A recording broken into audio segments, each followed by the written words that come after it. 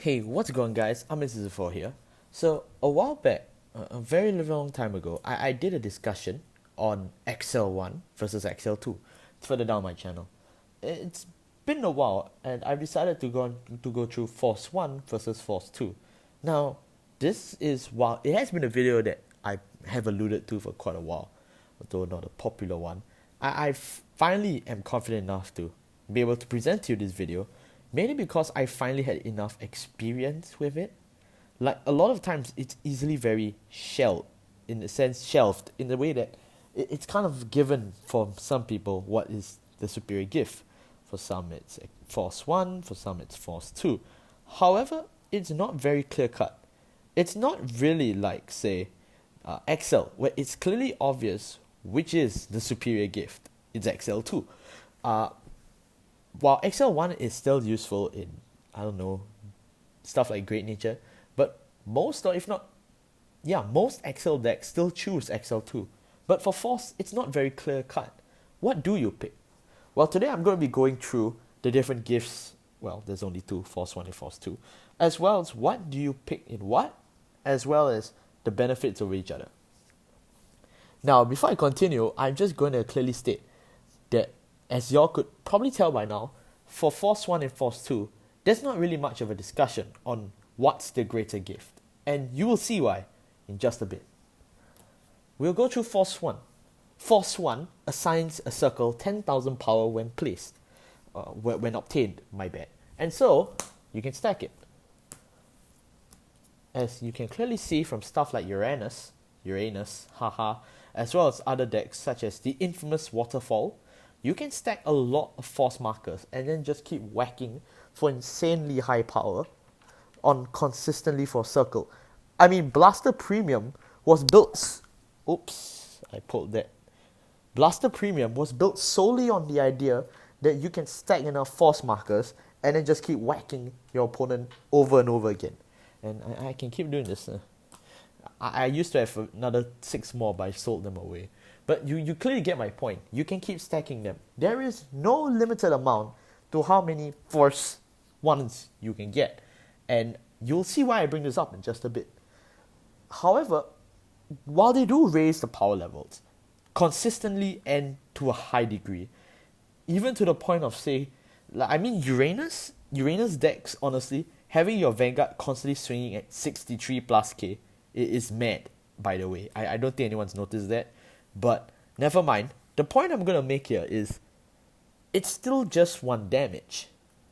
As big as your attack may be, it's still 1 damage. Although, yes, it is threatening. I mean, Danger Lunge Dragon, once you assign enough force markers with Moderate Phantom, you Soul Blast, it becomes a Rearguard Waterfall. Very threatening. Waterfall did the same back in its day. There are many decks that just stack force. I mean, hell, even freaking Dayusha, Dyliner, they stack force. It's Dimension Police. Just to gain power, exceed Basto. And then, yeah, they get all their skills and stuff. So it is good. Force 1 has definitely been a good gift and will continue being a good gift. But it's suited more for consistency's sake. More like, over Force 1's real strength really comes out on how much can you capitalize on that gift. If you start scattering Force 1s around the field, is it worth it? Rather than you put it all in one circle, is that worth it? Really, Force 1 brings out the best in one strategies and how much you assign, because there's so much you can do with extra 10k power on a circle every time. It's not really as brainless as it Excel, where you just put it there and you know it's there, or Protect, where you put in your hand and you know it's there. But for Force, it's a lot different. You have 6 circles and you can choose where you want to put it.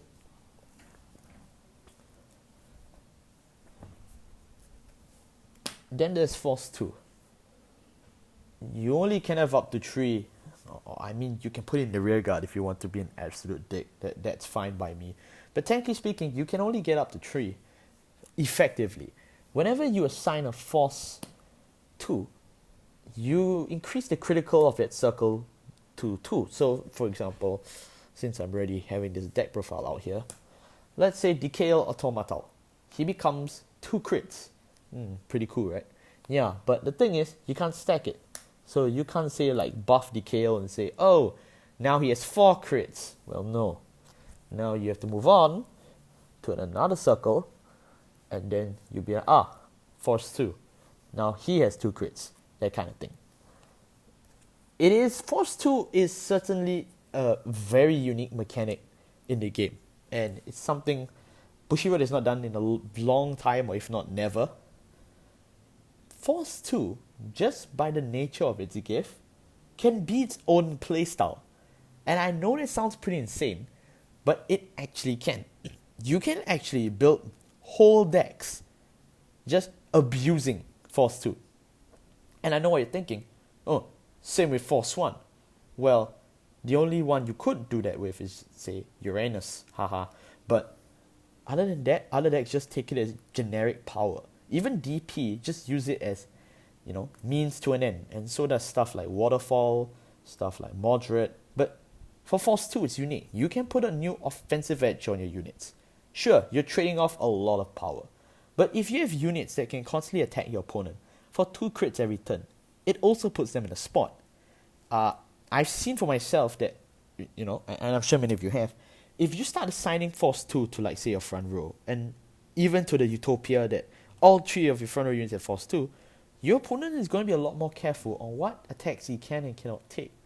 After all, if he gives and takes a bit damage here and there, if he reaches 4 damage, any attack now is lethal. And I mean it. So, and even if he's at, say, 3 damage, if he takes this attack, sure, maybe 5 damage. But what about a critical trigger? So it's really things like this that force your opponent to think, pressure. It is, in a way, an offensive deck. It makes Force decks a little more offensive, but there's also a defensive twist to it.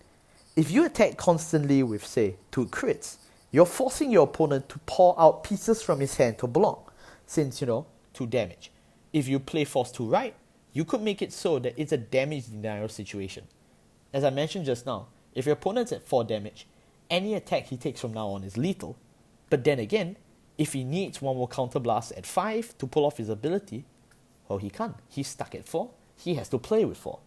So there are really a lot of creative ways you can use Force 2. A permanent crit is no joke. There's a reason why stuff like Gauntlet Buster is still quite strong, and it is strong by its own measure.